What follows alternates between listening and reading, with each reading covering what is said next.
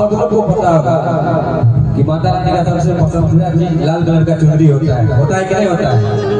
हमारे माता बहन गाते हैं गाँव लोग, और इनकी चुनरी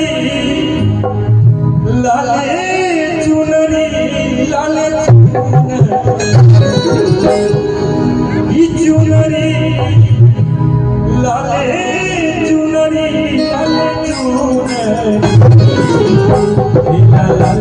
लाले